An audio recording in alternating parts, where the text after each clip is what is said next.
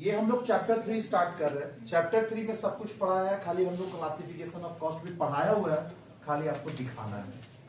आइए, अच्छा मेरा वाला सीट से पढ़ा दिया ना, कॉस्ट में भी define as monetary value of resources consume, पढ़ा दिया है ना। देखो वही लिखा हुआ है, cost it is an amount of resources given of it. यहां से नहीं पढ़ेगा what is cost. What is cost जो मेरा सीट दिया था ना स्टार्टिंग में, कॉस्ट सीट वाला, वहां से पढ़ेगा। चलिए, एक्सपेंसेस क्या होता है रे बच्चा, वहां भी, ये भी कहां से पढ़ना है, सीट से। क्लियर हुआ? Expenses are cost which have been applied against revenue. Underline कर ले, अंडरलाइन कर।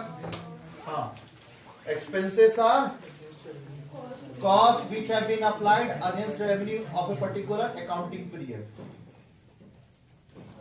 नहीं, वहां तक मत कर, अगेंस्ट रेवेन्यू तक बोला। एक्सपेंसेस आर कॉस्ट, एक्सपेंसेस मतलब क्या बनता है, cost which have been applied against revenue, मतलब सेल के अगेंस्ट में लिखते हैं। अरे भैया और कुछ नहीं, प्रॉफिट का फॉर्मूला क्या होता है, profit equals to SP minus. तो ये क्या हो गया, यही क्या हुआ, एक्सपेंसेस मतलब कॉस्ट, और ये क्या हो गया, रेवेन्यू। तो एक्सपेंसेस को किसके अगेंस्ट में लिखा, रेवेन्यू के अगेंस्ट में, which have been applied against revenue। Loss मतलब क्या होता है रे, लॉस वो होता है जो तेरा कैपिटल को घटाए, ओनर्स इक्विटी को घटाए। लॉस से क्या करते हैं, कैपिटल माइनस, पढ़ा है ना फाइनल अकाउंट। हाँ भैया, थ्योरी पढ़ने टाइम में याद रखेंगे, लास्ट में थ्योरी पढ़ाते हैं। कॉस्ट अकाउंटिंग का जो थ्योरी है ना बच्चों, सबसे कनेक्टेड रहता है। अब देखिए यहाँ तेरा बैलेंस शीट से कनेक्टेड है। It represent diminishing in owners equity, बोला कर डिमिनिशन इन ओनर्स इक्विटी। ओनर्स इक्विटी के ऊपर लिख कैपिटल, मतलब reduction in capital. Cost unit milk 50 रुपया मीटर, चावल 2 रुपए लीटर। नहीं होता लीटर, तो कैसे होता? अच्छा ये गलत हो गया होगा, दूसरा ठीक करके बोलो। मिल्क 50 रुपए मीटर, लीटर में नहीं होता है, कैसे होता है, लीटर में होता है। अच्छा चावल का ठीक कर लेते हैं, चावल 50 रुपया मीटर, मीटर में नहीं, तो फुट में होता होगा 50 रुपए फुट, तो कैसे होता है? मतलब तुम ये बोलना चाह रहा कि हम जो यूनिट बोले वो गलत यूनिट है। सबका यूनिट मेजरमेंट क्या होता है, अलग। चावल केजी के हिसाब से, पेन पीस के हिसाब से, यूनिट के हिसाब से, सबका यूनिट मेजरमेंट अलग होता है ना, तो उसी को बोलते हैं यूनिट, कॉस्ट यूनिट। देख लीजिए, स्टील सीमेंट क्या है, कॉस्ट यूनिट टन, टन के हिसाब से। शुगर टन के हिसाब से। टेक्सटाइल मीटर के हिसाब से, मीटर मतलब कपड़ा, टेक्सटाइल मतलब कपड़ा, कपड़ा कैसे चलता है, मीटर के हिसाब से। अच्छा जैसे सुनना बच्चा, छोटा यूनिट होता है ग्राम, फिर होता है केजी, फिर होता है क्विंटल, फिर होता है टन, फिर मैट्रिक टन। उसी तरह कपड़ा का छोटा यूनिट होता है मीटर और बड़ा यूनिट होता है यार्ड। साइकिल नंबर के हिसाब से, एयरक्राफ्ट नंबर के हिसाब से, टिम्बर फुट के हिसाब से। क्लियर हुआ? हॉस्पिटल में जो पेशेंट होता है, पर बेड ऑक्युपाइड बाय डे, पर पेशेंट पर डे, लिख ले वहां पे, पर पेशेंट पर डे, पर पेशेंट पर डे। लकड़ी फुट के हिसाब से, ट्रांसपोर्ट टन किलोमीटर के हिसाब से, केमिकल टन और किलोग्राम के हिसाब से। क्या ये हो जाएगा? नीचे ईटा देख ले, पर 1000 ब्रिक्स, ईटा का कैलकुलेशन हमेशा 1000 चलता है, सुना है ना। 14,000 रुपया का 1000, वो रेट 1000 में कोट होता है। क्लियर हुआ? कोल पर टन के हिसाब से, पढ़ाने का दरकार नहीं है। कॉस्ट सेंटर, जो हम लोग कॉस्ट शीट बनाते हैं, जो कॉस्ट लिखते हैं, वो कॉस्ट लाते कहां से, कहीं से तो लाते होंगे। Purchase department, production department, purchase department, personal department, वो डिपार्टमेंट को ही बोलते हैं कॉस्ट सेंटर, जहां से कॉस्ट निकालते हैं। पढ़िए, cost centre is the smallest segment of activity और एरिया और responsibility for which cost are accumulated करता। अब आइए, ये जो कॉस्ट सेंटर होता है ना, अलग अलग होता है। नीचे लिख दिया टाइप्स ऑफ कॉस्ट सेंटर, पूछता है पर्सनल, इम्पर्सनल। पर्सनल मतलब आदमी लोग का, इम्पर्सनल मतलब मशीन लोग का। पढ़ ले, पर्सनल कॉस्ट सेंटर और one which consist of a person, बोला कंसिस्ट ऑफ ए पर्सन और a group of person. On the other hand impersonal cost centre consist of machine, department और प्लांट। ऑपरेशन और process centre, जैसे सुनना सुनना, जैसे कपड़ा बनता है तो पहला हम लोग कॉटन सीड से कॉटन निकालते हैं, प्रोसेस 1 कॉस्ट सेंटर। फिर कॉटन से कॉटन थ्रेड बनाते हैं, प्रोसेस 2 कॉस्ट सेंटर। क्लियर हुआ? फिर कॉटन थ्रेड से क्लोथ बनता है, कॉस्ट सेंटर, प्रोसेस 3। फिर क्लोथ से ड्रेसेस बनता है। तो अलग अलग प्रोसेस ऑपरेशन। क्लियर है? Product and service centre, product के हिसाब से, फिर सर्विस के हिसाब से ओवरहेड पड़ा था ना, कॉस्ट सेंटर खत्म। प्रॉफिट सेंटर, जहां हम लोग प्रॉफिट निकालते हैं। क्लियर हुआ? अच्छा, यहाँ पे एक गाइड कर दिया बच्चा, रेवेन्यू सेंटर, जहां पे सेल रिकॉर्ड होगा। तो देख इधर देख, एक सेंटर होगा जहां सेल रिकॉर्ड होगा, एक सेंटर जहां होगा कॉस्ट रिकॉर्ड होगा, और कॉस्ट से सेल से कॉस्ट को माइनस करेंगे तो क्या होगा? Profit centre. तो पढ़ दे profit centre. A profit centre is that segment of activity of a business which is responsible for both revenue expenses। बोला कर, responsible for both revenue and expenses। क्यों रे? एक होगा कॉस्ट सेंटर जो कॉस्ट रिकॉर्ड करेगा, रेवेन्यू सेंटर रेवेन्यू रिकॉर्ड करेगा, ये दोनों को माइनस करके प्रॉफिट निकालेगा। तो responsible for cost and revenue centre both. चल, कॉस्ट, उसका दिया कॉस्ट ऑब्जेक्ट, जिसके लिए निकालते हैं उसी को बोलते हैं cost object. Anything for which A separate measurement of cost is desired. In other words, if the user of accounting information want to know cost something, cost of, बोला कर इसको, if the users of accounting information wants to know cost of something, the something is called cost object। Clear हुआ? जो user जो जानना चाह रहा है उसको हम लोग क्या बोलेंगे? Cost object. ऑब्जेक्टिव क्या है कॉस्ट निकालने का? यूजर जानना चाह रहा है, यही ऑब्जेक्टिव अपना। कॉस्ट ड्राइवर, ये बच्चा कॉस्ट जो है ना, सुन सुन सुन सुन सुन, जैसे मान ले हम बताए थे, याद आ रहा? कॉस्ट ड्राइवर्स बताए थे। मटेरियल था 10,000, लेबर था 5,000 क्लास एग्जाम्पल, और एक्सपेंस था 3,000। टोटल कितना हुआ था? टोटल कॉस्ट पक्का। अच्छा, कॉस्ट पर यूनिट जब निकाले थे, सीपी पर यूनिट। क्लियर हुआ? तो 18,000 डिवाइड बाय कितना था? 1,000 यूनिट, तो कितना आ गया था? 18 रुपीज पर यूनिट। लेकिन अगर मान ले बच्चा 18,000 है और हम 2,000 यूनिट बनाते हैं, तो कॉस्ट पर यूनिट कितना होता है? 9। इसका मतलब है कि कॉस्ट पर यूनिट कितना होगा ये डिपेंड करता है यूनिट प्रोड्यूस पे। पक्का? तो यही यूनिट प्रोड्यूस को बोलते हैं कॉस्ट ड्राइवर। ड्राइवर क्या होता है? जो गाड़ी को कंट्रोल करता है। तो यूनिट क्या है? जो कॉस्ट को कंट्रोल करेगा। ज्यादा यूनिट होगा तो कॉस्ट कम हो जाएगा, कम यूनिट होगा तो ज्यादा कॉस्ट होगा। यानी कॉस्ट ड्राइवर क्या होता है? Cost unit. पढ़िए, any factor that influence cost, बोला कर that influence cost, जो cost को influence करेगा। A change in the cost driver will lead to change in the total cost। वही बोला ना, देख total cost में change हुआ ना। Related to example, cost driver are number of unit produced। बोला कर ले, number of unit produced। अभी difference between cost center and cost unit पढ़ लेगा ना, दोनों पढ़ा दिया ना। चल खत्म। difference between cost center and profit center हो जाएगा ना। cost center जो cost निकालेगा, profit center जो profit निकालेगा। चल, अब हम यहां से पढ़ेंगे क्लासिफिकेशन ऑफ कॉस्ट, जो कि हम पढ़ा चुके हैं। ये 10 मिनट में टॉपिक कंप्लीट होना चाहिए। पहला, नेचर वाइज और एलिमेंट वाइज कॉस्ट कितना होता है? मटेरियल, लेबर एंड, देखिए फर्स्ट लाइन का लास्ट में लिखा होगा, that is material, labour and expense हुआ। फिर function wise classification. Function wise क्या क्या होता है रे? फैक्ट्री, ऑफिस, एडमिन, सेलिंग, है ना। लेकिन ये लोग ना दो पार्ट में डिवाइड किया। फैक्ट्री वाला को अलग रखा है और ऑफिस एडमिन एंड सेलिंग को अलग रखा है। देख, है ना। मैन्युफैक्चरिंग एंड प्रोडक्शन कॉस्ट निकला, तो इसको अलग कर दिया। और फिर जो एडमिन सेलिंग है ना, उसको कमर्शियल कॉस्ट बोला है। क्या बोला है? देख, कमर्शियल कॉस्ट के नीचे में ए और बी मिला। चल आगे, एज डायरेक्ट एंड इनडायरेक्ट पढ़ा दिया है ना। Direct material, indirect material, direct labour, indirect labour. तो कहां से लिख लेगा मेरा सीट से, है ना पूरा। चल आएगा बच्चा, पढ़ाने का दरकार। पेज पलटी। वेरिएबिलिटी वाइज क्या पढ़ा चुके थे क्लास में, याद है? Fix cost, variable cost, semi variable cost. पढ़ाने का दरकार। और मेरा सीट में भी ये लिखा हुआ थोड़ी। क्या डिफरेंस दोनों देख लेगा? एक बार डिफरेंस देख लेगा, कोई डाउट होगा तो पूछ लेगा। सब पढ़ा दिए, तुम बोल देख। बीट नंबर 4 बच्चा।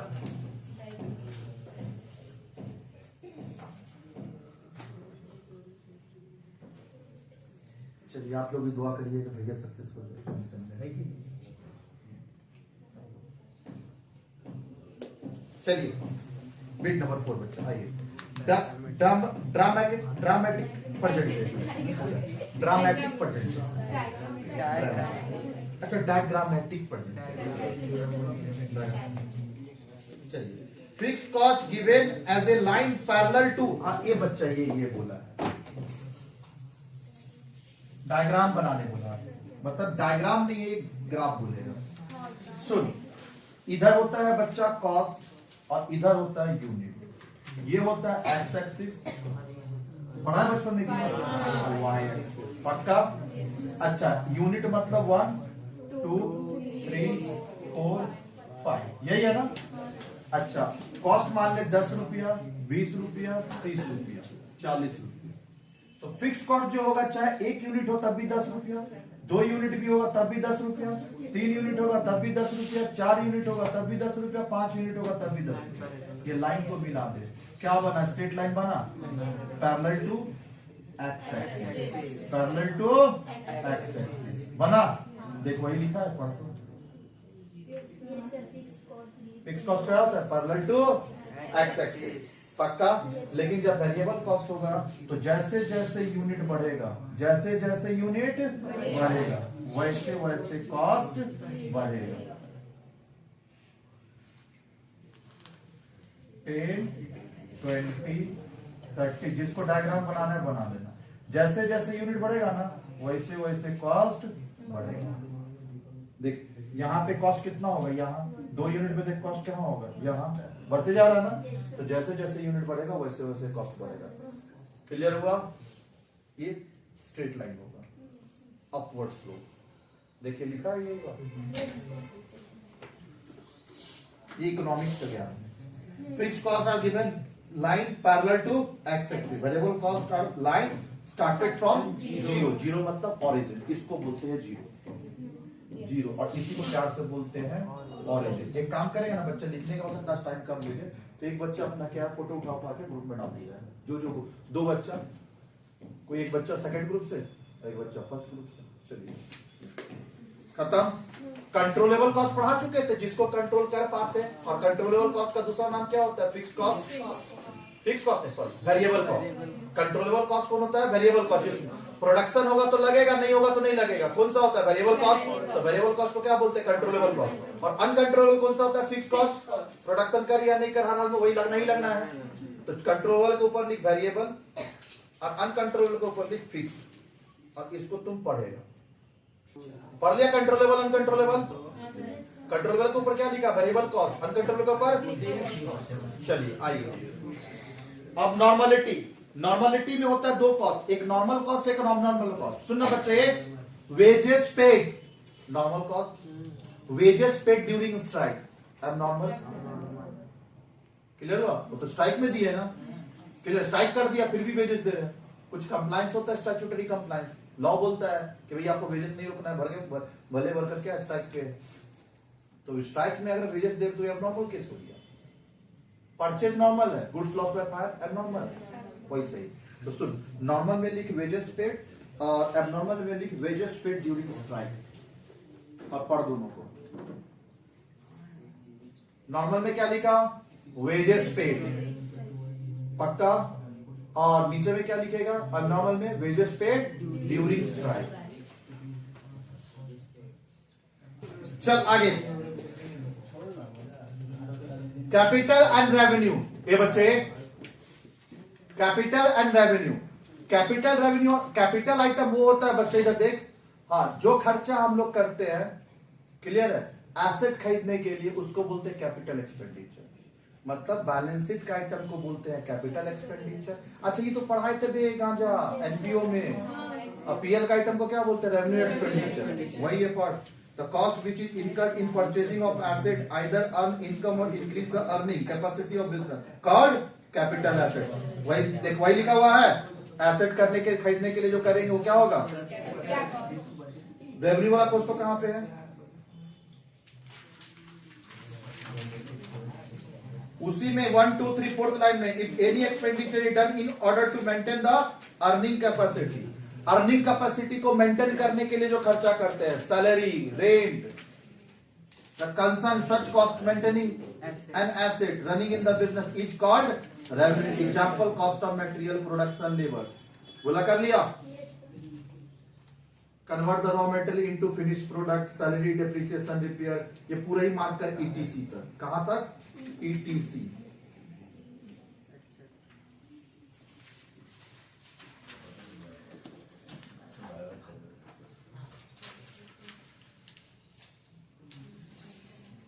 हो गया? चलिए तो पढ़ दिए साथ में ना। ठीक, नीचे टाइम। हिस्टोरिकल कॉस्ट, हिस्टोरिकल का कॉस्ट का मतलब होता है बच्चे, इधर देख, जो खर्चा ऑलरेडी इनकर्ड कर चुके हैं ना, जैसे ये एसी हम खरीद चुके हैं, ये मेरे लिए कौन सा कॉस्ट हो गया? हिस्टोरिकल कॉस्ट, इनकर्ड हो चुका है। तो रिलेवेंट है कि इररिलेवेंट? इररिलेवेंट। क्लियर हुआ? तो हिस्टोरिकल कॉस्ट में लिख इररिलेवेंट कॉस्ट।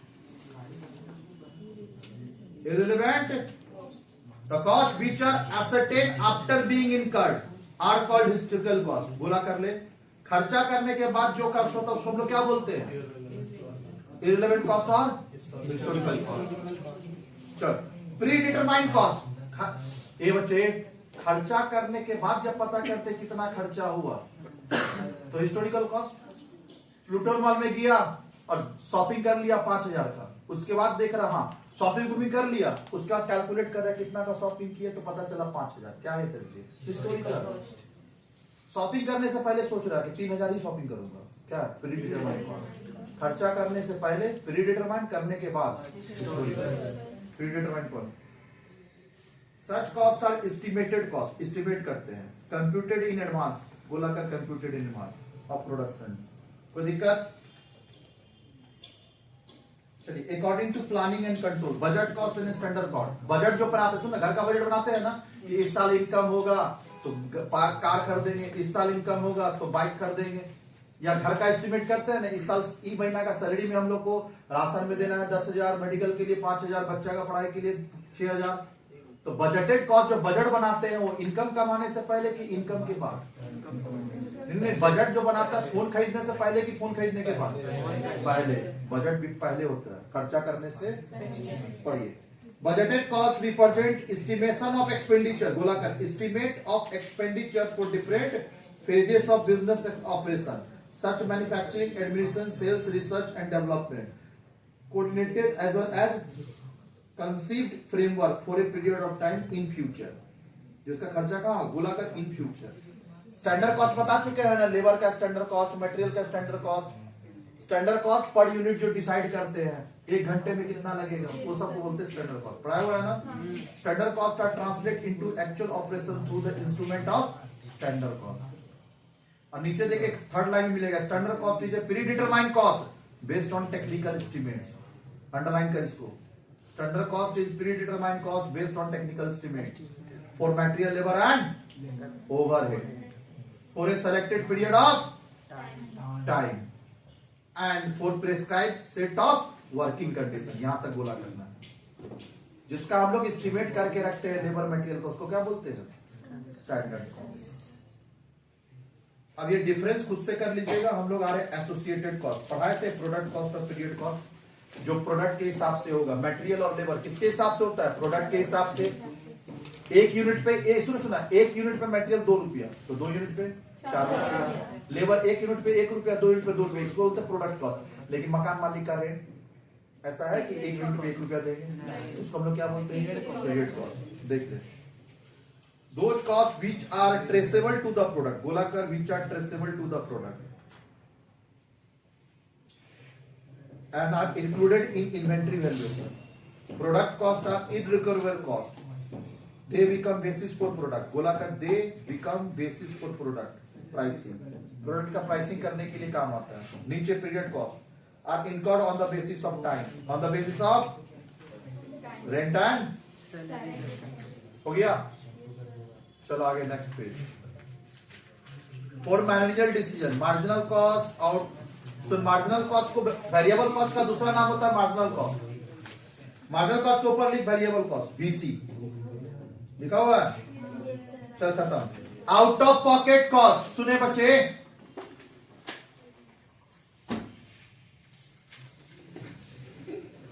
सैलरी, बात सुन, और डेप्रिसिएशन में क्या डिफरेंस है? ये कैश आइटम है, पढ़ा चुके हैं एक जगह, और ये नॉन कैश आइटम है। कैश नहीं जाता, non cash cash item. Clear हुआ? क्योंकि इसका एंट्री होता है salary to salary account debited to cash, cash आया, और इसका एंट्री होता है डेप्रिसिएशन टू फिक्स एसेट्स, क्या पॉकेट से पैसा गया, कैसा है, क्या ये बात समझ में आया? पक्का? तो ये हुआ, इसी को बोलते हैं आउट ऑफ पॉकेट कॉस्ट, जो पॉकेट से पैसा जाए। और इसको क्या बोलते हैं बच्चा? Notional cost. आइए पढ़िए उसको, पढ़िए। Out of pocket cost, that is the portion of cost which involve payment to outsider. बोला कर, which involve payment to outsider, payment to differential cost. 10 unit में 50 रुपया लगता है, एक 10 यूनिट में 50 रुपया और 11 यूनिट पे 54, एक्स्ट्रा कितना लगा? तो 1 यूनिट के लिए एक्स्ट्रा लगा 4 रुपया, मतलब उसी को बोलते हैं डिफरेंशियल। यूनिट बढ़ने से जो कॉस्ट बढ़ेगा। और difference cost is difference in the total cost. बोला कर, difference in total cost between alternative. दो अल्टरनेटिव में कॉस्ट क्या डिफर कर रहा है। जैसे सुनना, मशीन से माल बनाएंगे तो कितना कॉस्ट लगेगा और लेबर से बनाएंगे तो कितना लगेगा, दोनों में डिफरेंस है। ट्रेन से जाएंगे तो कितना भाड़ा लगेगा, बस से जाएंगे तो कितना भाड़ा लगेगा। डिफरेंस इन कॉस्ट को क्या बोलते हैं? दो अल्टरनेटिव के बीच में टोटल कॉस्ट में जो डिफरेंस होता है उसको हम लोग बोलते हैं डिफरेंशियल कॉस्ट। कन्वर्जन कॉस्ट, ये बच्चे मटेरियल को, रॉ मटेरियल को फिनिश गुड्स में कन्वर्ट करने में जितना खर्चा होता है उसको बोलते हैं कन्वर्जन कॉस्ट। ये मार्कर हुआ रॉ मटेरियल, इसको बना फिनिश गुड्स कन्वर्ट करने में जो पैसा लगेगा उसको क्या बोलते हैं? Conversion cost. Conversion cost generally होता है बच्चा डायरेक्ट एक्सपेंसेस और direct labour. Direct labour, material को कन्वर्जन कॉस्ट नहीं बोलते, मटेरियल को तो कन्वर्ट करते हैं ना, तो मटेरियल को कन्वर्ट करने के क्या लगता है? Direct labour and direct expenses. Conversion cost में लिख direct labour DL plus DE, देख आगे लिखा होगा। Conversion cost is the sum total of direct wages and direct expenses. मिला? सन कॉस्ट का मतलब होता है डूबा हुआ कॉस्ट, जो ऑलरेडी खर्चा कर चुका है। हम बाइक खरीद लिए हो, क्या होगा? सन कॉस्ट मतलब समझ ले हिस्टोरिकल कॉस्ट। सन कॉस्ट को ऊपर लिख हिस्टोरिकल कॉस्ट। अच्छा इसमें सुन, एक थोड़ा सा डिफरेंस है। सन कॉस्ट और हिस्टोरिकल कॉस्ट में थोड़ा सा डिफरेंस है। हिस्टोरिकल कॉस्ट एसी खरीद के लगा दिए, हिस्टोरिकल कॉस्ट। और एसी खरीद के लगाए, 5 साल बाद इसको ना ये खराब हो गया और मिस्त्री बोला और बनेगा नहीं, तो इसको उखाड़ के फेंक दिए, तब ये हो जाएगा सन कॉस्ट। वेस्ट पूरा बर्बाद हो गया पैसा, उसको बोलते हैं सन कॉस्ट, डूबा हुआ कॉस्ट। जैसे एक चीज देखता है, सुन, पहले ट्रेन में ना, हाँ तुम ट्रेन में जाता होगा पहले बचपन में, तो एक चीज देखता होगा कि स्टेशन आने से पहले ना एक केबिन होता था जो काम करता, पटरी चेंज करने का, कैंची, ई लाइन पे है, ऊ लाइन पे भेजना है तो ऐसे कैंची सटाएगा, तो स्टेशन से पहले होता था। वो बिल्डिंग आज भी देखना बहुत जगह स्टेशन से पहले बना हुआ है, लेकिन उसमें देखना लिखा होगा अबैंडनमेंट, मतलब इसको तोड़ के हटाना है। देखा है कभी ये? उसको कौन सा कॉस्ट बोलेंगे? सन कॉस्ट। मतलब जो चीज तू बनाया और वो यूज में नहीं आया तो उसको बोलते हैं सन कॉस्ट, और जो बनाया यूज में आया उसको बोलते हैं हिस्टोरिकल। दोनों में है पर सन cost. A sunk cost is an inequal cost and caused by complete, देख वही लिखा है, complete abandonment of a plant। जब कोई प्लांट को उखाड़ के फेंकने लायक हो जाता है उसको हम लोग बोलते हैं sunk cost. Imputed or notional cost, सुन बच्चे, अकाउंट्स पढ़ा है, इंटरेस्ट ऑन कैपिटल का एंट्री बता दो। Interest on capital to capital, क्या वहां भी कैश में डील होता है? नहीं। लेकिन किसी को पेमेंट तो नहीं दिए ना, किसको पेमेंट दिए? ओनर को ना। क्या उसको आउट ऑफ पॉकेट कॉस्ट बोलेंगे? नहीं। तो ओनर को, जो बिजनेसमैन जो बिजनेस को जो पैसा देता है ना, क्लियर हो, जो कैश के थ्रू नहीं पढ़ाए थे ना, कैपिटल के थ्रू देंगे, कैपिटल में क्लियर हुआ। इंटरेस्ट ऑन कैपिटल, कैपिटल को प्लस कर देंगे, बताए थे कि नहीं बताए थे? उसी को हम लोग बोलते हैं इंप्यूटेड कॉस्ट। ये मिलेगा आपको 1 2 3 4 5 6 लाइन में एग्जांपल दे। Such cost are notional rent, charge on business, presented by, owned by proprietor, interest on capital for which no interest has been paid. सुन रहे बच्चे, अपने ही घर में, सुना, मान ले बच्चा, इधर देख, इधर देख, बिल्डिंग रेंट पे लेके ट्यूशन पढ़ा रहे हैं तो रेंट देना पड़ रहा है, लेकिन खुद का बिल्डिंग में ट्यूशन खोल लिए तो रेंट देना नहीं पड़ रहा है। लेकिन अगर कहीं और पढ़ाते, रेंट लेके, मतलब कहीं और पढ़ाते तो रेंट तो देना पड़ता है ना। तो जो देना पड़ा वो नहीं देना पड़ा, मतलब खुद का बिल्डिंग में तुम ट्यूशन स्टार्ट कर लिया तो रेंट तो बचा ना, लेकिन एक तरह का वो कॉस्ट तो है ना। अगर अपना घर नहीं होता तो देना तो पड़ता है ना, तो उसको हम लोग बोलते हैं क्या, notional interest on capital. Clear हुआ? और रेंट जो होगा own building, rent on own building. चल सुन बच्चा, इसके बाद ना अपॉर्चुनिटी कॉस्ट। क्या होता है अपॉर्चुनिटी कॉस्ट? सुन, इसका एक लाइन है, best next best alternative for one. हम यहां पे ना बच्चा पहले रेंट में दिए थे, 5,000 रुपया कमा रहे थे। कितना रेंट कमा रहे थे? 5,000। तो एक आदमी बोला, स्टूडेंट बोला कि भैया ट्यूशन पढ़ाइए, अब तो पढ़ा लिखा है, 5,000 से ज्यादा ही कमाइएगा। हम लोग ठीक है ट्यूशन स्टार्ट कर देते हैं। और ट्यूशन स्टार्ट किए, महीना का 20,000 रुपया कमा। क्लियर है? तो एक्चुअल इनकम ट्यूशन फीस जो 20,000 है कि 15,000? 15,000। ट्यूशन नहीं भी पढ़ाते ना, 5,000 तो इसी बैठ के कमाते हैं। तो एक्चुअली में अगर देखा जाए ना तो ट्यूशन में हम कितना कमाए? 15,000। क्या 20,000 से 5,000 माइनस किया?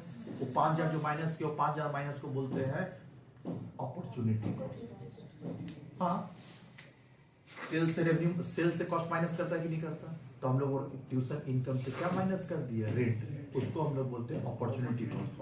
अगर कल को हम वापिस से ट्यूशन नहीं पढ़ाएंगे तो क्या करेंगे? फिर रेंट पे लगाएंगे। क्लियर हुआ? हाँ। तो एक बात बताना, दोनों में से बेस्ट अल्टरनेटिव मेरा कौन सा है? ट्यूशन पढ़ाना। और नेक्स्ट बेस्ट, बेस्ट के बाद क्या होता है? नेक्स्ट बेस्ट कौन सा होगा? रेंट पे लगाना। अब इससे भी नहीं समझ में आया, एक और एग्जांपल लेके आते हैं। सुनो सुनो, उससे पहले गुपचुप बेच रहे थे, महीना का 2,000 रुपया कमा रहे थे गुपचुप बेच के यहाँ पे। अब बता, अगर हम कल को ट्यूशन पढ़ाना छोड़े तो जाके वापस गुपचुप बेचे या रेंट पे लगाए? रेंट पे। क्योंकि नेक्स्ट बेस्ट गुपचुप नहीं है, नेक्स्ट बेस्ट क्या है? रेंट है। वो तो थर्ड बेस्ट हो। क्लियर हुआ? लेकिन ट्यूशन पढ़ाने का चक्कर में हम एक इनकम को छोड़ दिए, कौन सा? रेंट वाला। तो next best alternative for one, इसी का नाम होता है किसका? अपॉर्चुनिटी। ये कहीं ना कहीं लिखा होगा, खोजना पड़ेगा आपको, या आप खोजेंगे, लेकिन हम ये लाइन ऊपर दिखा दे रहे हैं। लिख लीजिए, नेक्स्ट बेस्ट अल्टरनेटिव है, और ऊपर हेडिंग में भी लिख ले ताकि बार बार खोजना ना पड़े। Next best alternative for gone, उसको हम लोग बोलते हैं अपॉर्चुनिटी कॉस्ट।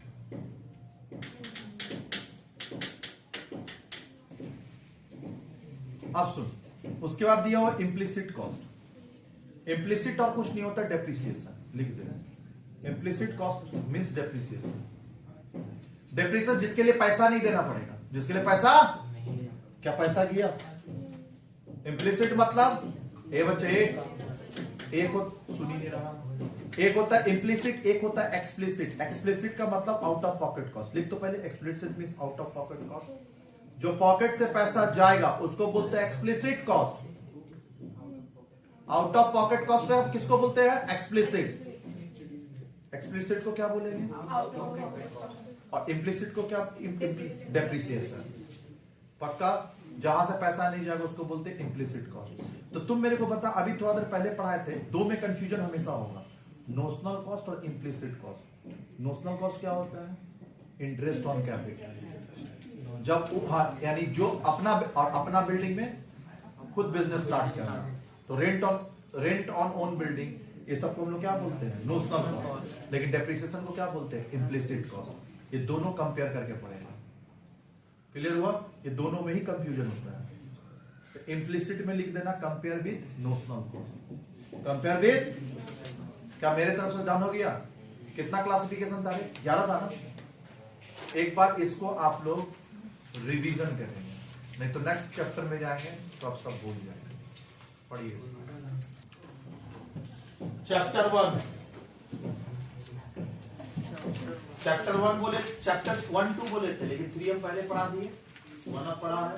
2 छोटा सा चैप्टर कभी पास होता हो सकता है, चैप्टर, इसलिए हम लोग चैप्टर 1 पढ़े। अब छोटा छोटा कभी हो जाएगा। देखा ना, 2 पेज का है, 2 पेज का। चैप्टर 2 2 पेज का है, तो पहले कौन सा कर ले? 1। आइए start. Nature and scope of cost accounting. सुनना बच्चा, ये पहले ना सुनना, कॉस्ट अकाउंटिंग अपने बारे में बताने से पहले फाइनेंशियल अकाउंटिंग को पहले दम भर के गाली दे, फिर कॉस्ट अकाउंटिंग बोलेगा हम ऐसा। क्लियर हुआ? समझ में आ रहा? हाँ। नहीं, एक चीज ऑब्जर्व करना, ये ह्यूमन नेचर होता है। तुम अपने बारे में पहले कब बताएगा? पहले अपना फ्रेंड के बारे में बताएगा। मम्मी मेरा फ्रेंड तो पढ़ता भी नहीं है, मैं तो फिर भी 1 घंटा पढ़ता हूँ। पहले किया क्या वो बता। अगर तुम बोलता है कि नहीं मम्मी मैं तो 1 घंटा पढ़ता हूँ, तो मम्मी को दिमाग में उतना स्ट्राइक नहीं करता। लेकिन तू पहले क्या डायलॉग मार दिया मम्मी को कि मेरा फ्रेंड तो 1 घंटा भी नहीं पढ़ता, मैं तो 1 घंटा पढ़ता हूँ। तो मम्मी का दिमाग ओहो उसका फ्रेंड तो नहीं करता, बच्चा 1 घंटा पढ़ा तो काफी है। लेकिन मम्मी को ही नहीं पता कि वो 1 घंटा भी कम है। लेकिन तू पहले तुम क्या नहीं, मम्मी से बचने के तू पहले क्या किया?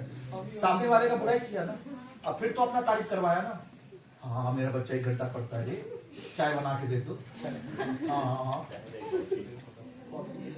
1 घंटा भी तो कम ही है। तो भाई कोई भी आदमी देखना पहले अपना बड़ाई करने से पहले औरों का बुराई जरूर करेगा, नहीं तो तुमको उसका अच्छाई समझ में नहीं आएगा। अगर तुम डायरेक्ट बोलता कि मैं मम्मी 1 घंटा पढ़ा हूं, तो मम्मी का हाँ अटेंशन तेरे तरफ आता ही नहीं कि बच्चा पढ़ा है। लेकिन तू चलाके क्या दिखा, मेरा फ्रेंड तो 1 घंटा भी पढ़ा, मैं तो 1 घंटा पढ़ा हूं। देख रहा बचने का उपाय। तो कॉस्ट अकाउंटिंग अपना तारीफ बोलने से पहले, फाइनेंशियल अकाउंटिंग का पहले जी भर के दम भर के बुराई करेगा। पक्का? तो इसलिए हम लोग फाइनेंशियल अकाउंटिंग का पहले क्या पढ़ेंगे? जो गाली दिया है, कौन दिया है? Cost accounting. पहला, no clear idea about operating efficiency. Operating efficiency के बारे में पता ही नहीं चल पाता है। क्लियर हुआ? समझ में आ रहा? बिजनेस कैसा परफॉर्म कर रहा है ऑपरेशनल बेसिस पे ये पता ही नहीं चल पाता। हम लोग तो सीधा नेट प्रॉफिट निकाल के रख दिया। अच्छा इसके लिए ना पहले एक एग्जांपल कराएंगे जिससे ये तुमको पूरा पता चलेगा। एक आप वहां पे ना एक काम करेगा बच्चों, जो पेज अभी निकालेंगे ना उसको तुम फोल्ड करके रखेगा, बार बार हम लोग आएगा वो पेज नंबर आपका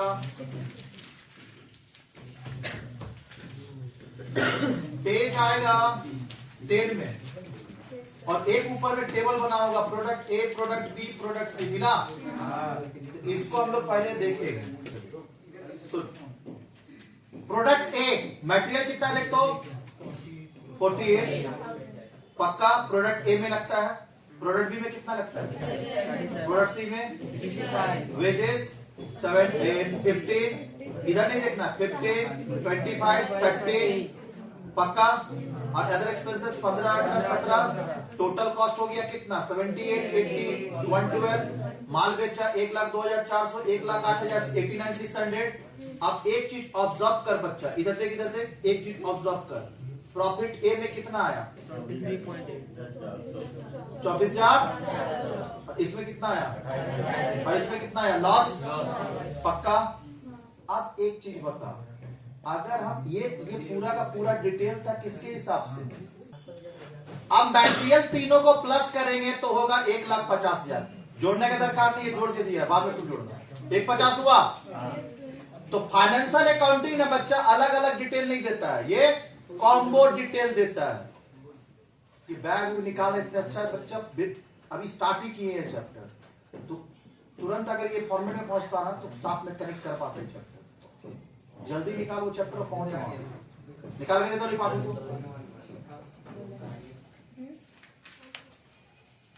आया? हाँ आजा सुन, हम लोग पढ़ रहे हैं अभी कॉस्ट अकाउंटिंग का पहला चैप्टर। एक चैप्टर कंप्लीट कर चुके, चैप्टर 3 1 में। अब ध्यान से सुन। हाँ कॉस्ट अकाउंटिंग स्टार्ट किया है ना, तो कॉस्ट अकाउंटिंग पहले फाइनेंशियल अकाउंटिंग को गाली देगा, हाँ उसके बाद जाके कॉस्ट अकाउंटिंग अपना तारीफ करेगा। क्लियर? क्या एग्जांपल दिए थे समझा देगा तुम लोग थोड़ा देर के बाद इसको। हाँ पहले सुन, तो पहले फाइनेंशियल अकाउंटिंग जी भर के कोसेगा किसको? कॉस्ट अकाउंटिंग किसको कोसेगा? Financial accounting. कैसे कोस रहा ध्यान से देख। अभी हम लोग बात कर रहे हैं ध्यान से, प्रोडक्ट कॉस्ट अकाउंटिंग वाला फॉर्मेट में 3 तो दिया, product A, product B, product C. मैट्रिक सुन, कॉस्ट अकाउंटिंग के हिसाब से प्रोडक्ट ए में मटेरियल कितना? 48, 37, 65 मिला। लेबर देख ले 15, 25, 30 और 15, 18 और 70। टोटल कॉस्ट 78, 80 और 1,12,000। सेल्स 1,02,000, 1,08,000, 89। अब प्रॉफिट हो गया, 2 में प्रॉफिट 1 में लॉस मिला। लेकिन जब फाइनेंशियल अकाउंटिंग होगा ना तो अलग अलग मटेरियल का डिटेल नहीं बताएगा, एक ही बार तीनों बताएगा। कॉस्ट अकाउंटिंग में 3 कॉस्ट शीट बनता है, लेकिन तीनों कॉस्ट शीट का, अच्छा जब कॉस्ट शीट बनाएंगे तो प्रोडक्ट ए चाहे मार्कर, हाँ एक मार्कर बना रहे हैं, पेंसिल बना रहे हैं और रिमोट बना रहे हैं, तो तीनों का कॉस्ट शीट 3 बनेगा। लेकिन जब प्रॉफिट लॉस होगा तो एसएस का 1 निकलेगा, और तीनों प्रोडक्ट का प्रॉफिट 1 निकलेगा जो फाइनल अकाउंट सीखता है। तो फाइनल अकाउंट में तो सीधा 2 परचेज लिखते हैं, लेकिन वो कौन सा प्रोडक्ट का है वो तो नहीं बोलते ना। तो इसका मतलब हो गया कि जब फाइनेंशियल अकाउंटिंग होगा तो मटेरियल एक बार 1,50,000 बताएगा, ठीक है, और वेजेस 1,70,000, क्लियर हुआ, 70,000, और एक्सपेंसेस सीधा कितना बताया 50, ये तो कम्बो बता दिया ना। इसका मतलब हो गया कि फाइनेंशियल अकाउंटिंग पूरा कम्बो बताता है। हेलो हेलो हेलो,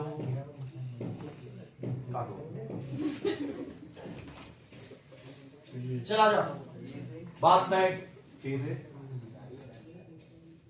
जी छिछोड़ा है, ठीक, आ जा। देख अब ऑब्जर्व कर, फाइनेंशियल अकाउंटिंग में सेल्स कितना किया 3 लाख, सबको जो 3 लाख आएगा, प्रॉफिट कितना आया 30 आया। अब एक बात बताना बच्चा, क्लियर कर, फाइनेंशियल अकाउंटिंग 30,000 बताया, क्या फाइनेंशियल अकाउंटिंग अलग अलग बंदा का प्रॉफिट बताया? अब इसके वजह से क्या होगा ना बच्चा कि कौन सा प्रोडक्ट बनाए और कौन सा प्रोडक्ट को स्टॉप करे, ये डिसीजन ही नहीं ले पाएंगे क्या? तो अभी एक चीज ऑब्जर्व कर दे, अगर हम तीनों का अलग अलग डिटेल मिलेगा, प्रोडक्ट ए, प्रोडक्ट बी और प्रोडक्ट सी, जो कि कॉस्ट अकाउंटिंग के हिसाब से दिया हुआ है, देख तीनों का अलग अलग डिटेल, तो देख प्रोडक्ट ए और प्रोडक्ट बी जोड़ तो बच्चा रे, खाली प्रोडक्ट ए और प्रोडक्ट बी बनाएंगे, 2 ही प्रोडक्ट बनाएंगे, प्रोडक्ट ए और प्रोडक्ट बी बनाएंगे, तो इसका है 24,400, यही है ना, और एक का है 28,000, जोड़ के कोई बता फटाक से कैलकुलेटर में कितना आ रहा है, 24,400 और 28,000 कितना आया वो बता, 52,400 पक्का, 52,400। अब तीनों बनाएंगे तो देख ए बी सी 24,400, 28,000 और एक में लॉस है 22,400, 22,400 ये तो माइनस हो जाएगा ना, टोटल कितना आया? अब तुम बताना बच्चा कि 2 प्रोडक्ट बनाना सही है कि 3 प्रोडक्ट? 2। इमोशन के साथ बिजनेस थोड़ी चलता है। मेरा एक फ्रेंड था, क्लियर है, वो 11-12 तो गाड़ी कर लिया। अच्छा जब उसके पास 5 गाड़ी था तब भी उतना ही कमाता था, 11 गाड़ी था तब भी उतना ही कमाता था। तो हम बोले गाड़ी बढ़ा के तेरे को फायदा क्या है, खाली मालिक कहलाना, हटा सब गाड़ी, क्लियर हुआ? क्योंकि एक का प्रॉफिट दूसरा खा जा रहा था, दूसरा का प्रॉफिट तीसरा खा जा रहा था, तो फायदा क्या है इतना ताम झाम करके इतना टेंशन ले? 11-12 गाड़ी तो टेंशन ज्यादा होगा ना। तो हम उसको बोले भैया इमोशन से बिजनेस नहीं चलता, जो गाड़ी लग रहा है लॉस हटा उसको, जो मेंटेनेंस ज्यादा मांग रहा है, जिसमें खर्चा ज्यादा हटा दो उसको, बढ़िया उसमें सेलेक्ट कर ले, अपाचे तो रख। इसका मतलब है क्या कि अगर 2 ही से ज्यादा प्रॉफिट हो रहा तो 3 चलाने का दरकार नहीं है। क्या ये डिसीजन, इधर देख, अगर ये कॉस्ट अकाउंटिंग नहीं होता तो क्या डिसीजन ले पाता? नहीं, क्योंकि फाइनेंशियल अकाउंटिंग कलेक्टिव रिजल्ट देता है, कॉस्ट अकाउंटिंग इंडिविजुअल रिजल्ट देता है, डिसीजन मेकिंग में हेल्प करेगा। क्लियर, एफिशिएंसी पता नहीं चला, क्या ऑपरेटिंग एफिशिएंसी यहाँ पता चला किसका कितना प्रॉफिट है लॉस है, और कॉस्ट अकाउंटिंग पता चला किसका कितना प्रॉफिट है, तो ये दिक्कत है। अब आइए पहला पेज, क्या no clear idea about operating efficiency, operating efficiency के बारे में पता पक्का।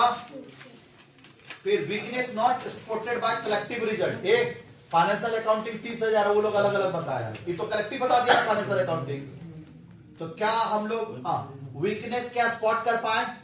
क्या फाइनेंशियल अकाउंट में वीकनेस स्पॉट हुआ? और कॉस्ट अकाउंटिंग किया। आगे not helpful in price fixation, financial accounting कभी निकाले ना कॉस्ट पर यूनिट को निकाल के देता है कॉस्ट अकाउंटिंग। फिर no classification of expenses and account, clear है, यानी कोई भी क्लासिफिकेशन। अच्छा वहां पे हम लोग किए थे direct material, direct labour, indirect labour, direct expense, indirect किए थे फाइनेंशियल अकाउंटिंग में? नहीं, लेकिन यहाँ प्रॉपर क्लासिफिकेशन होता है। आगे no data for comparison and decision making, क्या वहां कंपेयर कर पाए थे? और यहाँ देख कंपेयर कर पा रहे थे, कर पाए ना पक्का। आगे फिर नो कंट्रोल ऑन कॉस्ट, वहां क्या अलग से कोई चैप्टर था? Material, labour, overhead, metal labour word क्या कर सिखाता हम लोग को? कॉस्ट कंट्रोल करना। क्या कॉस्ट कंट्रोल करने के लिए वहां कोई चैप्टर था? नहीं। No standard to assess the performance. क्या वहां स्टैंडर्ड निकालते थे? Standard labour hour, standard material output, कुछ स्टैंडर्ड था? नहीं। फिर प्रोवाइड ओनली हिस्टोरिकल इंफॉर्मेशन। याद रखना बच्चा, सुनना, खाली जवाब देना। 5 लाख में लैंड कर देते, ठीक है, और आज 50 लाख हो गया। बैलेंस शीट पे कितना पे दिखा है? 5 पे कि 50 पे? 5 पे। बैलेंस शीट हमेशा फाइनेंशियल अकाउंटिंग हिस्टोरिकल कॉस्ट देते, जितना में तुम खरीदा है। 50 पे नहीं। अच्छा वो डिस्कस कर दिए, मार्केट वैल्यू देगा तो मार्केट वैल्यू पे तुम लिख देगा। किसको? एसेट्स को। कभी नहीं। खाली एक ही चीज है जो कॉस्ट और market price beach ever is lower पे आता है, क्लोजिंग स्टॉक। पढ़ाए थे ना, जो दोनों में लोअर होगा वो लिखेंगे, लेकिन बाकी सब जो है ना वो किस पे जाता है? Historical cost. पक्का? फिर no analysis for loss. Loss को एनालाइज कर पाए फाइनेंशियल? सीधा तो 30 बता दिया तुम। आना वही पेज पे आता, 10 नंबर पेज पे फाइनेंशियल अकाउंटिंग दिया हुआ है। 30,000 में बता तो किसमें लॉस हुआ? नहीं, खाली 30 को देख के बता किसमें लॉस हुआ। बता पाया क्या? लेकिन कॉस्ट अकाउंटिंग में बताया नहीं इधर साइड में, तो वो उसको हुआ इनएडिक्वेट information for report. Financial accounting पूरा रिपोर्ट इंफॉर्मेशन नहीं देता। क्लियर हुआ?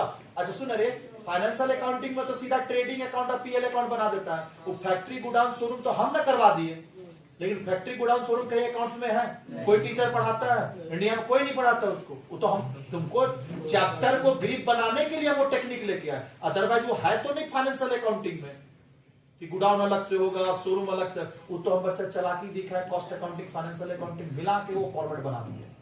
हम यही दोनों से मिला के बनाए, कोई हम भी कोई ऊपर से उड़ के नहीं लाए, यहीं से समझ के लिखे हैं फॉर्मेट। एक बात बताना बच्चा, तू खाली मेरे को क्लियर कर। क्लियर है? फैक्ट्री गोडाउन शोरूम कुछ के बारे में डिटेल है वहां पे। वहां सिर्फ बोलता है ट्रेडिंग और पीएल। अच्छा ये जो डायरेक्ट इनडायरेक्ट करना सिखाया है ना बच्चा, वो भी कॉस्ट अकाउंटिंग से ही उठा के सिखाया है। बाकी वहां वो भी कॉन्सेप्ट नहीं है। वहां तो सीधा फॉर्मेट दे दिया तेरे को। देखना जाकर फाइनेंस अकाउंट फॉर्मेट दिया है ना, ये रहा ट्रेडिंग का फॉर्मेट, ये रहा पीएल का फॉर्मेट, रट और कर। और इसलिए बच्चा कर नहीं पाता। वो कॉस्ट अकाउंटिंग का हेल्प से ही वो डायरेक्ट इनडायरेक्ट करके तुमको करा दिए। फैक्ट्री गोडाउन शोरूम वो तो यही का था ना। इसका मतलब वहां फैक्ट्री गोडाउन शोरूम अलग अलग नहीं करता, यहाँ पे करता है। तो वही बोला adequate information for report. No answer for certain question. कुछ कुछ क्वेश्चन का तो जवाब ही नहीं दे पाता ये। क्या क्या क्वेश्चन है? तो नीचे एक दिया है, should an attempt to make to sell और मोर प्रोडक्ट को बनाए बेचे नहीं करे, ये सब डिसीजन नहीं दे पाता। बी क्या बोला है? बी में if an order of contract accept करे या नहीं करे। C if the manufacturing sale on product, why the profit of last year is of such a small amount, पिछला साल का प्रॉफिट क्यों कम था, ये सब कैंसर फाइनेंशियल अकाउंटिंग नहीं देता, कॉस्ट अकाउंटिंग पूरा देता है। क्या ये पूरा समझ में आया? तो तुमको पूछेगा लिमिटेशन ऑफ फाइनेंशियल अकाउंटिंग, लिख पाएगा एग्जाम में? तो मेरे हिसाब से रीड नहीं करा है बच्चे, ये पॉइंट हमको याद करा दिए ना। तो एक बार पॉइंट तुम पढ़ेगा, अंदर पढ़ के फिर पॉइंट थोड़ा सा लर्न करेगा और इसको कॉपी में लिखेगा कि पॉइंट याद रखेंगे, क्योंकि पॉइंट याद होगा। सुनिए बच्चे, सुनिए ये सुन, 40 मार्क्स का प्रैक्टिकल, तो 40 मार्क्स तो पूरी रहेगा। और याद रखना जो आज का 3 चैप्टर जो पढ़ा रहे हैं ना, यहां से कम तेरा 20 मार्क्स का थ्योरी रहेगा। 20 नहीं तो 15 तो पक्का है। 15 मार्क्स का 3 चैप्टर से 5-5 का वेटेज लेके चलना तुम, ज्यादा क्यों लेना? समझ में आया? तो अभी उसको पढ़ेंगे पहले, फिर पॉइंट लर्न करेंगे और फिर कॉपी पे लिखेंगे।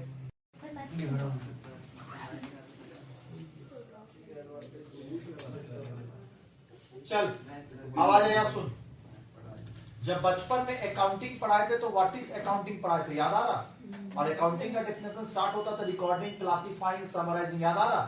पहले चीजों को रिकॉर्ड करेंगे फिर क्लासिफाई करेंगे। अच्छा वहां पहले रिकॉर्डिंग होता था देन क्लासिफिकेशन, और यहाँ पहले क्लासिफिकेशन होगा then recording.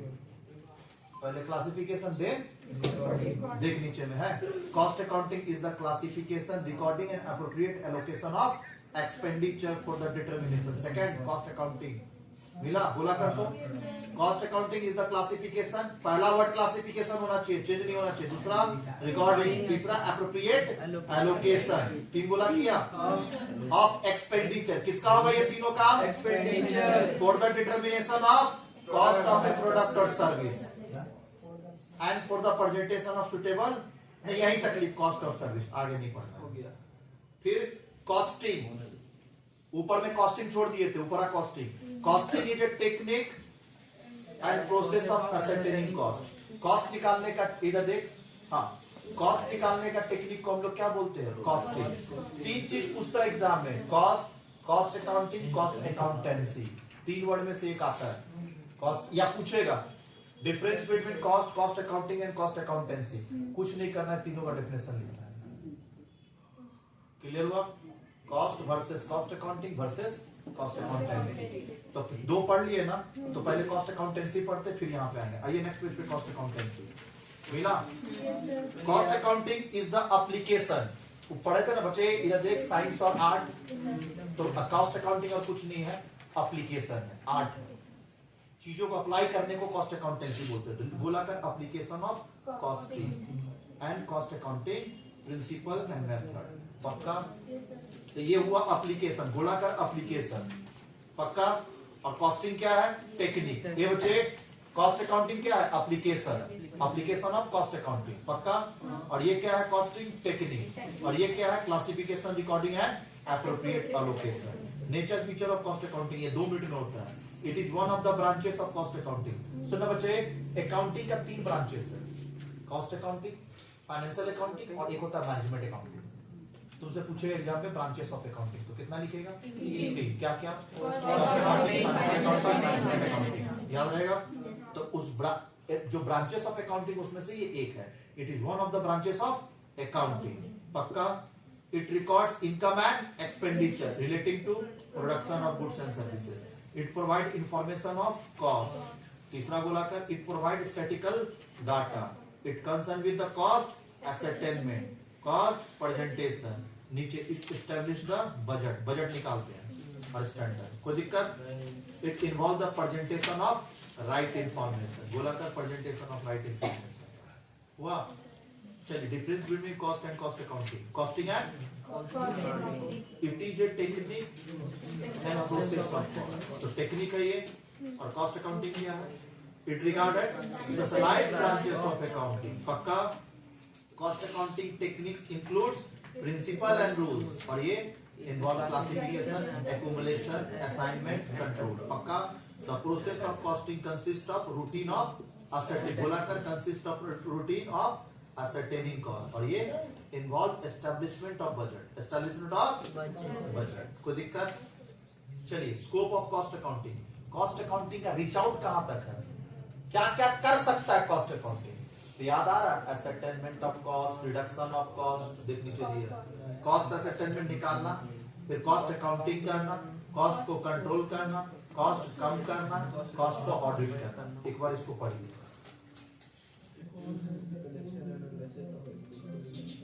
Hello,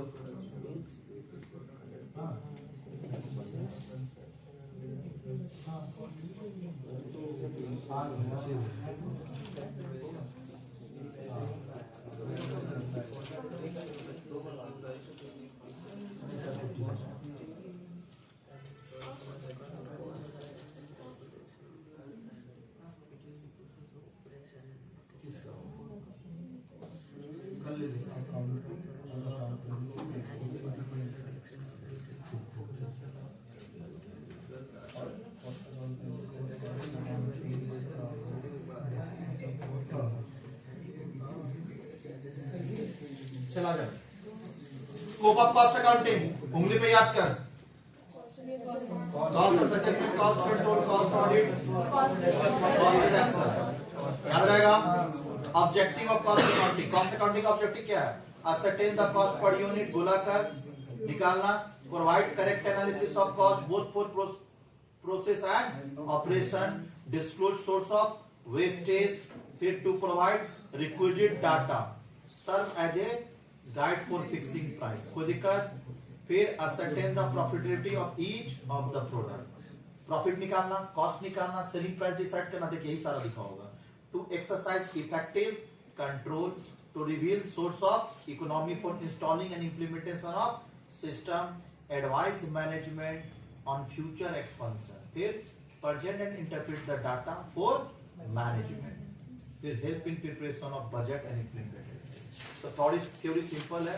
to organize an effective information system, to guide management in the formulation of incentive.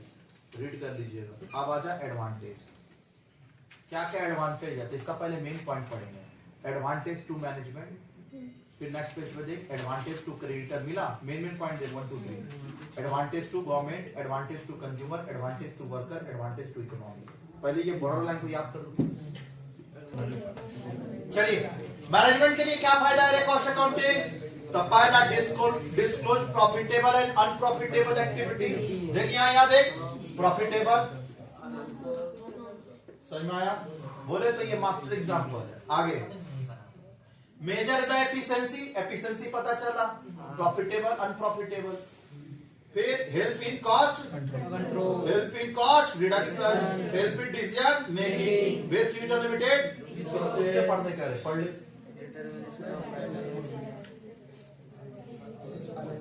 खाली ये हेडिंग याद कर लिया हो जाएगा, क्योंकि वो पॉइंट के अंदर पॉइंट है ना। क्लियर हुआ? चल आगे। Advantage to creditor and investor. Cost accounting के लिए एडवांटेज क्या है? क्या क्रेडिटर इसको माल देगा? इसको देगा। फायदा हुआ कि नहीं हुआ कॉस्ट अकाउंटिंग?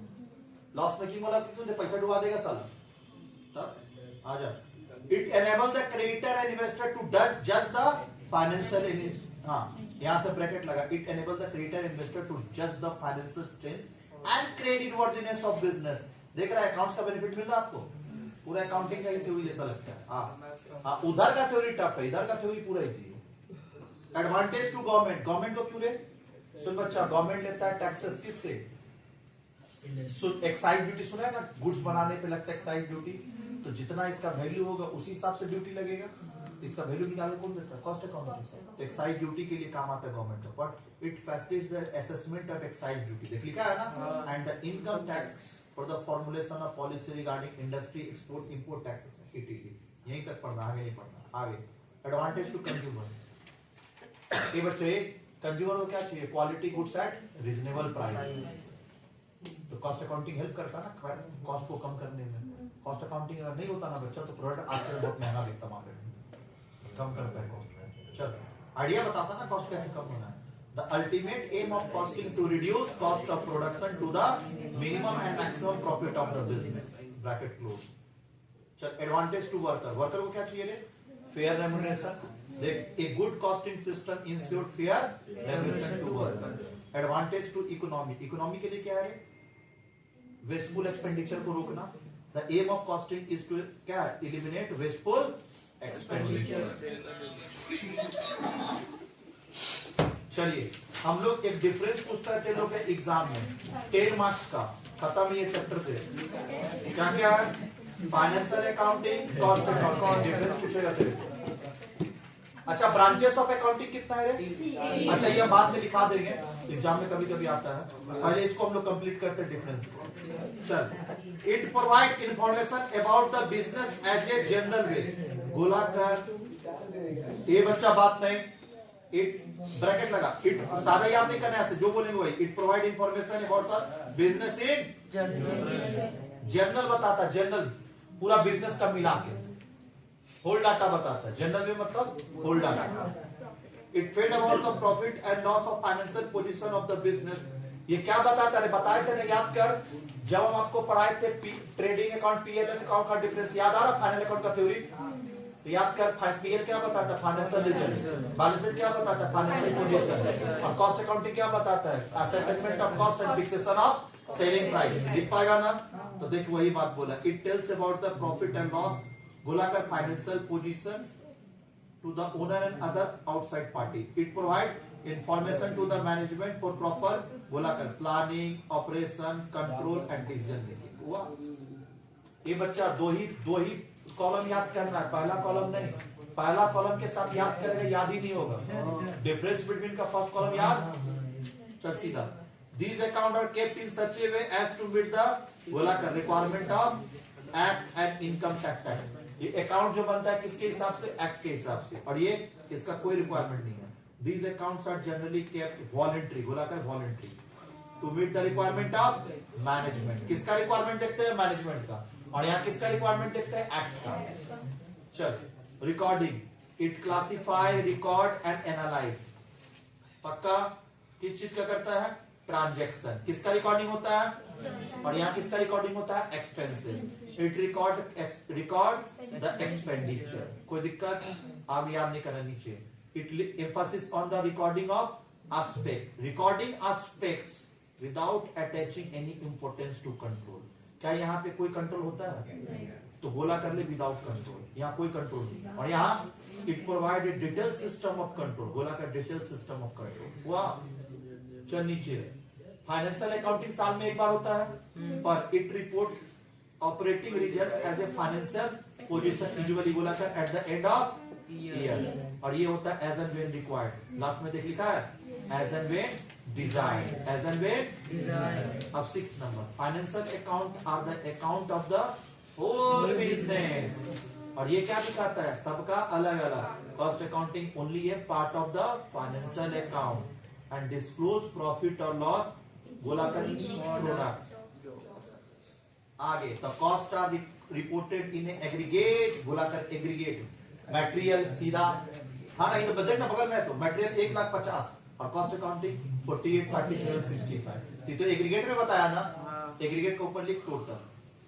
और ये the cost are broken down on a unit basis. कोई दिक्कत, number of transaction, financial accounting related to commercial transaction, और ये related to transaction connected with manufacturing of goods. नीचे और कुछ नहीं पढ़ना, सीधा इंफॉर्मेशन, मॉनेटरी इंफॉर्मेशन। यहाँ अकाउंट्स में जो भी होता है रुपया रुपया, यूनिट कहीं यूज किए थे, और यहाँ monetary as well as non monetary, बोला कर non monetary information like unit also use. कोई दिक्कत, fixation of selling price, financial accounting are not maintain with object of fixing selling price, और cost accounting provide sufficient data for fixation of selling price.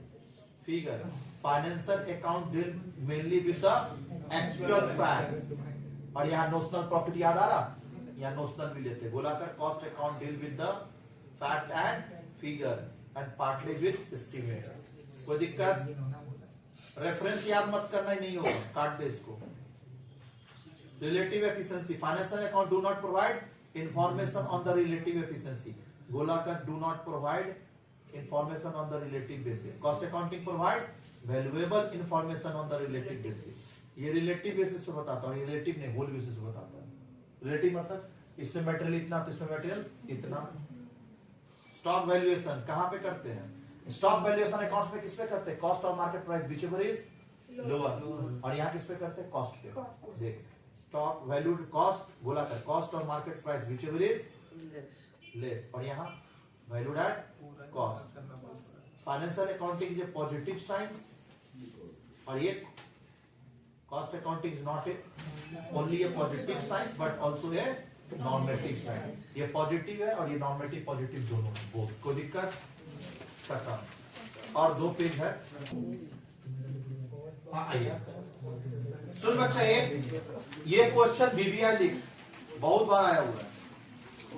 Characteristics of ideal costing system, good costing system, ideal costing system, बोले सबका मतलब यही है।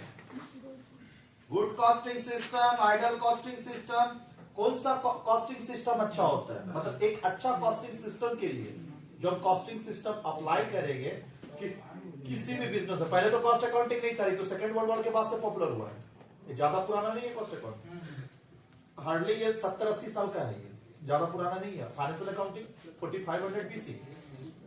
ये cost accounting जहां भी implement करेगा तो उसमें क्या क्या होना चाहिए, तो पहला suitable to the business, business के लिए सुटेबल है, सिंपल होना चाहिए, फ्लेक्सिबल मतलब कीप्स ऑन चेंजिंग, इकोनॉमिकल सस्ता होना चाहिए, कंपेयर कर पाए, देख कंपेयर किए ना, ये देख कंपेयर कर पाए ना, कंपेरेबल होना चाहिए, फिर capability of presentation of information at the desired level, इसका कैपेसिटी होना चाहिए जो इंफॉर्मेशन को क्या कर पाए, प्रेजेंट कर पाए, फिर necessity cooperation and participation for executive from various department. जो भी कॉस्ट अकाउंटिंग सिस्टम लाएंगे ना बच्चा, वो हर डिपार्टमेंट सपोर्ट करना चाहिए। देख वही बात है, देख necessary cooperation and participation of executive, बोला कर of executive from various department. The system of cost accounting should not sacrifice the utility, इसका यूटिलिटी खत्म नहीं होना चाहिए।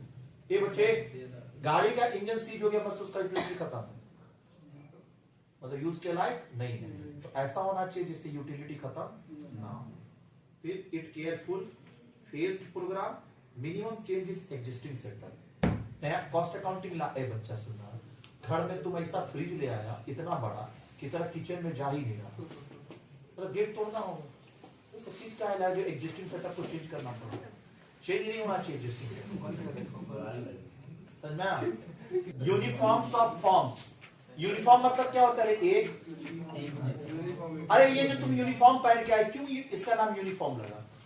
सब सेम है ताकि क्लास में सब सेम दिखे। यूनिफॉर्म। तो यूनिफॉर्म किसका? Of forms. ड्रेस का कि फॉर्म का? फॉर्म का। अरे बच्चा जो भी फॉर्म होगा ना वो बिजनेस का चेंज नहीं होगा। फिर मिनिमम क्लरिकल वर्क, फिर efficient system of manager control, adequate wages procedure. जो वेजेस पढ़े थे ना लेबर में वो एडिक्वेट हो। फिर डिपार्टमेंटलाइजेशन ऑफ एक्सपेंसेस पढ़े थे ना अभी ओवरहेड में। ये सारा चैप्टर के बाद काम आता है, पढ़े थे ना वहां production 1, production 2, production 3, S1, S2, तो डिपार्टमेंट 2 बना पाए। फिर reconciliation of cost and financial account, फिर duties and responsibility of cost accountant. कोई दिक्कत? अब एक बच्चा पूछा था डिफरेंस में, कौन सा पूछा था रे बच्चा? क्या कहां पे है? Financial resources with benefit actual fact and figure. ये बच्चे एक्चुअल आता है, नोशनल नहीं आता है, अपॉर्चुनिटी कॉस्ट नहीं आता वहां से। कॉस्ट अकाउंटिंग में देख, ट्यूशन इनकम था आपका कितना? 20,000, और रेंट इनकम माइनस किए थे।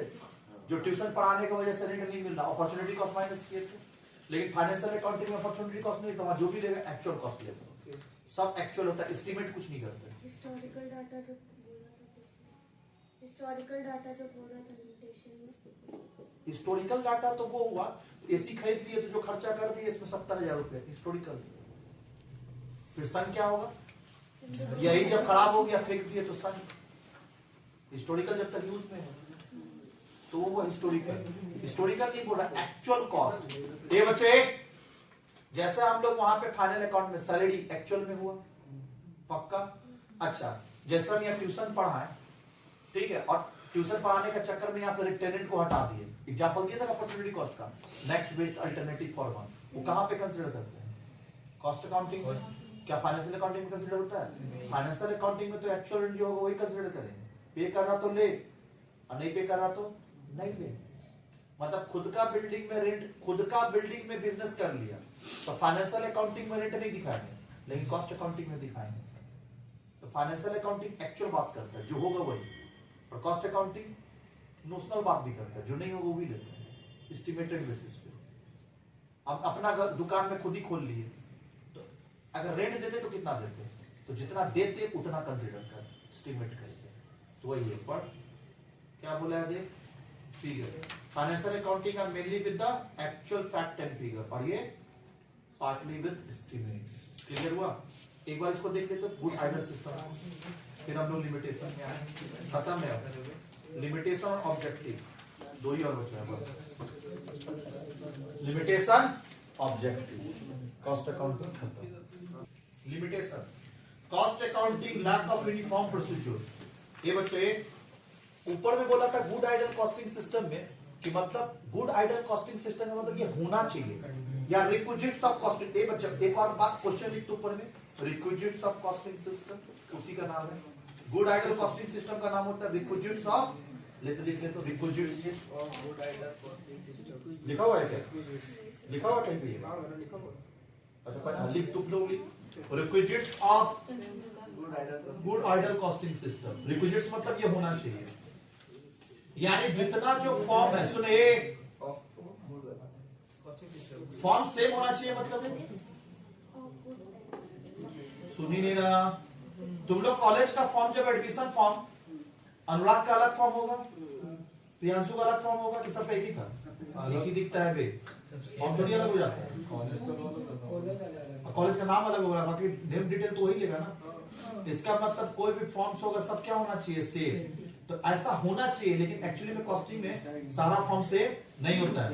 एग्जांपल बता रहे हैं, एम्प्लॉय हिस्ट्री कार्ड पढ़े थे, और मटेरियल रिक्विजिशन स्लिप, क्या दोनों सेम था? क्या स्टोर लेजर का फॉर्मेट? ये बात नहीं। स्टोर लेजर का फॉर्मेट और कॉस्टशीट का फॉर्मेट सेम था।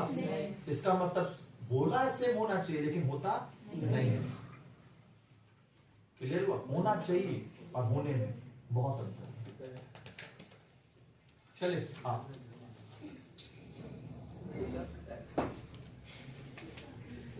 चले रे,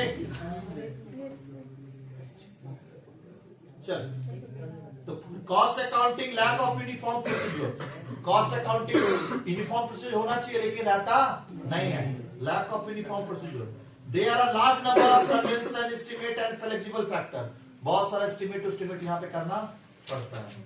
चल, ऑब्जेक्टिव ऑफ कॉस्ट अकाउंटिंग क्या है? ऑब्जेक्टिव लास्ट क्वेश्चन है, वांट्स ऑफ नेसेसिटी।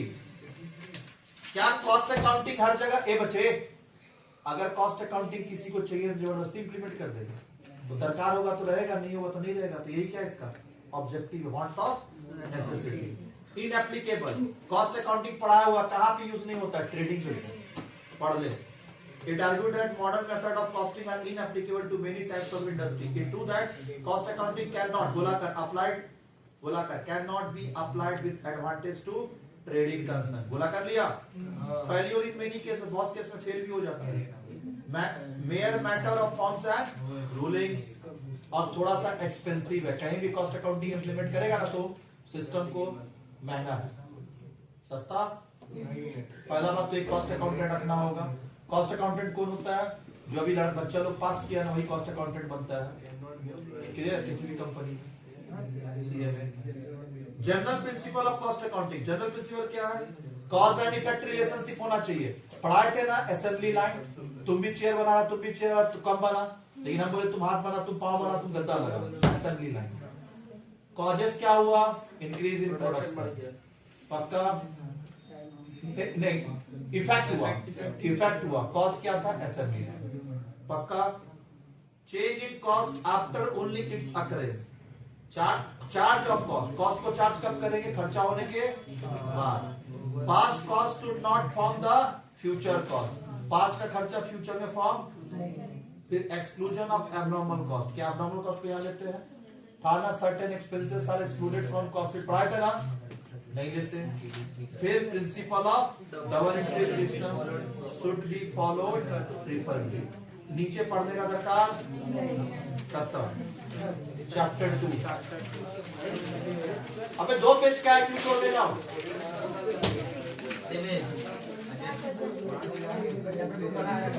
2 मिनट का मेंटल ब्रेक, जो पढ़ा है उसको देख।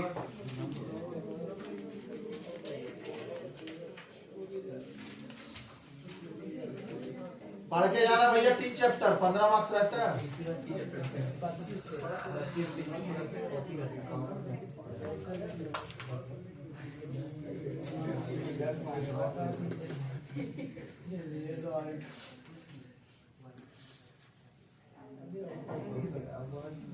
कल आपको मैथ्स भी लाना है और बीएसएम भी लाना है।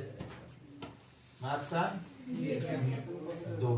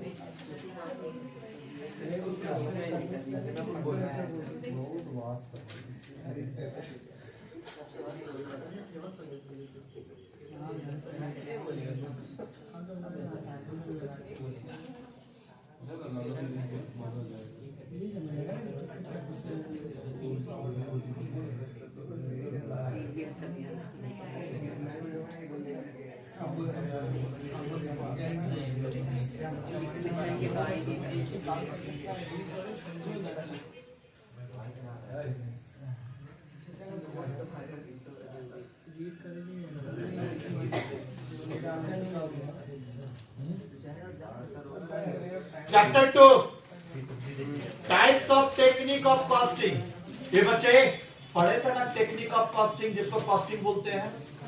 कॉस्टिंग मतलब टेक्निक। तो टेक्निक कौन कौन सा है? पहला यूनिफॉर्म कॉस्टिंग। सुन बच्चा, ये एक एक चैप्टर है, सुने।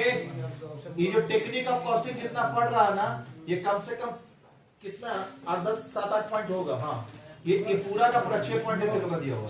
ये 6 का 6 चैप्टर है सीए इंटर में।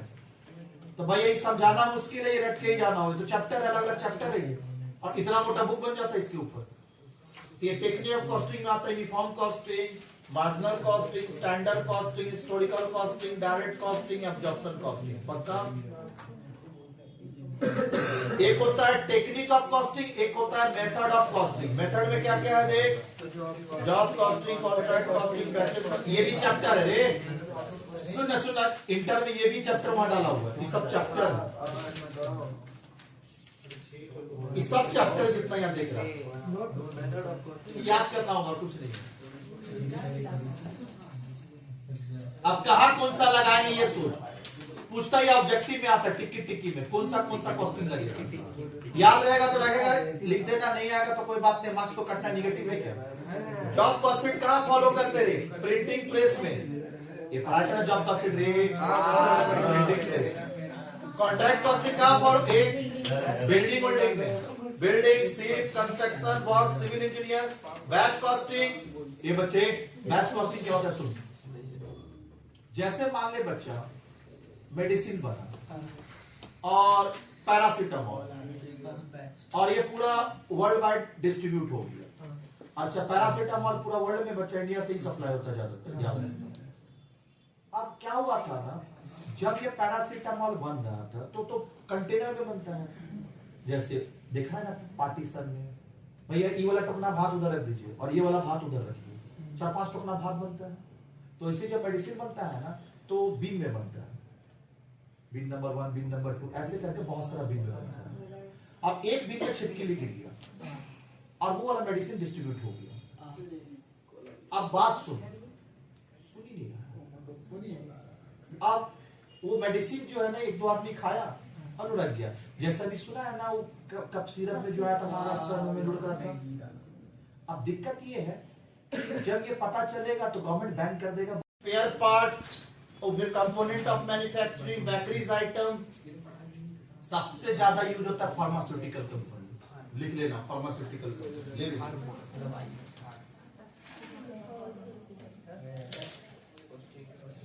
अच्छा, ऑब्जेक्टिव में जाके टिक भी मार लिया जहां अप्लाई हुआ, देख करके सही है। अरे देख कौन सा क्वेश्चन है, देख तो पेज नंबर 1 क्वेश्चन है, जाकर देख दिया, पूछा तेरे ऑब्जेक्टिव में। बैच कॉस्टिंग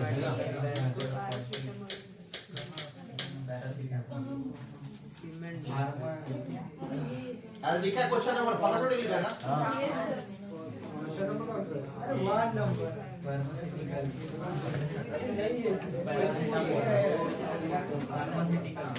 मिला प्रोसेस कॉस्टिंग रे। कॉटन सीड से क्या बनाएंगे, कॉटन से थ्रेड, थ्रेड से ड्रेस, कॉटन से थ्रेड से क्लॉथ से ड्रेस। मिला textile industry, chemical industry, output and unit costing, mines, service में ट्रांसपोर्ट, फार्म कॉस्टिंग है भैया, गैया वैसी agriculture, farm costing, agriculture, horticulture. देख मिला horticulture, multiple costing, multiple operation costing, multiple costing.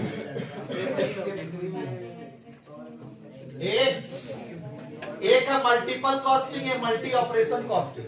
Multiple costing क्या है, सुनिए ना। मल्टीपल कॉस्टिंग, इधर से आलू डालेंगे, इधर से सोना निकलेगा, इधर से प्लास्टिक डालेंगे, उधर से एसी निकलेगा।